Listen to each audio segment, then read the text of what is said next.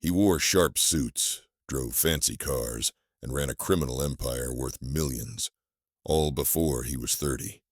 He was loved by some, feared by many, and hunted by the U.S. government. This is the true story of Al Capone, the man who turned organized crime into a business and paid the price for it. Alphonse Gabriel Capone was born on January 17, 1899, in Brooklyn, New York. His parents, Gabriele Capone and Teresa Raiola, were poor immigrants from Naples, Italy. His dad was a barber, his mom a seamstress. They were hardworking, Catholic, and raising 9 kids in a rough neighborhood. Capone was bright, but he had a temper. At just 14, he got into a fist fight with a teacher and never returned to school. That was it. End of education. Instead, he turned to the streets, joining neighborhood gangs like the James Street Boys, and later, the more organized 5 Points Gang, run by Johnny Torrio. During this time, Capone worked small-time jobs, bowling alley attendant, paper cutter, and even as a bouncer at a club called the Harvard Inn in Coney Island. That's where he got his infamous nickname, Scarface. He insulted a woman, and her brother slashed Capone's left cheek with a knife. Capone hated the name Scarface. He'd tell people the scars were from war.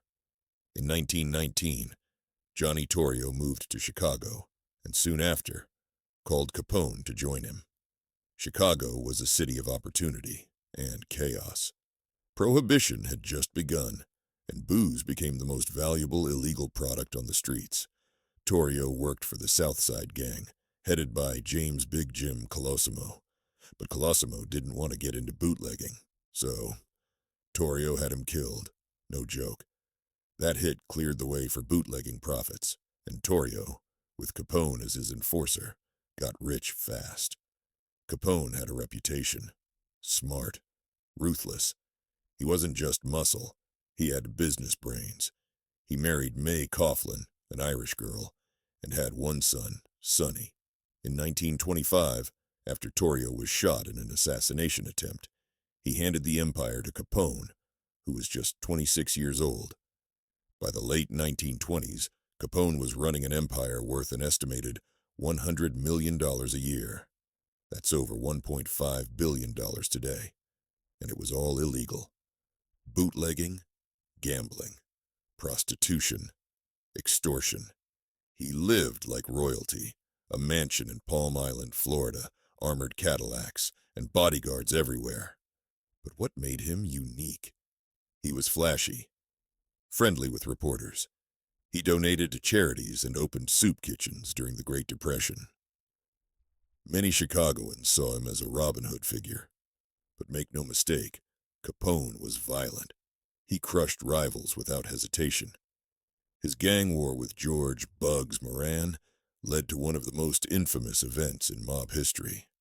On February 14th, 1929, Capone's men, dressed as cops, lined up 7 members of Moran's gang inside a garage and gunned them down with Tommy guns.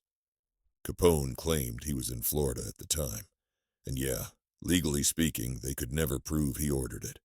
But everyone knew. It was too brutal, too organized. This massacre turned public opinion. Now, the feds were watching.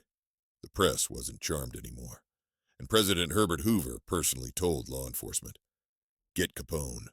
Despite his violent empire, the government couldn't pin any murders or bootlegging on Capone. So instead, they got creative. The IRS built a case around tax evasion, a charge Capone didn't take seriously until it was too late. In 1931, he was convicted of 5 counts of tax evasion and sentenced to 11 years in federal prison. Capone first went to Atlanta Penitentiary, then to Alcatraz, the new super prison on an island off San Francisco.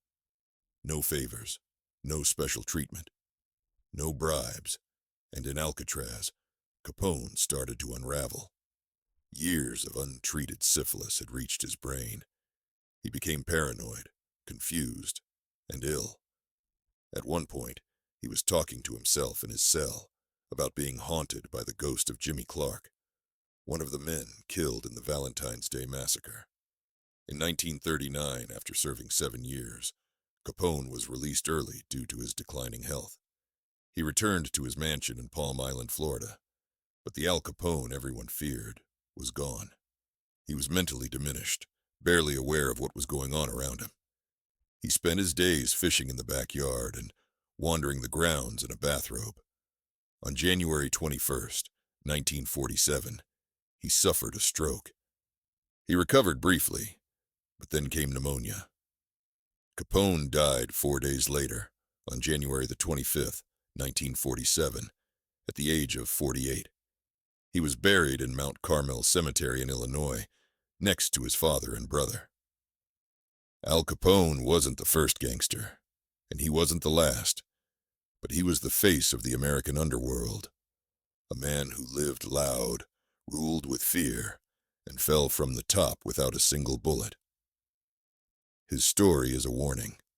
That power without boundaries, no matter how charming the smile, always ends in silence.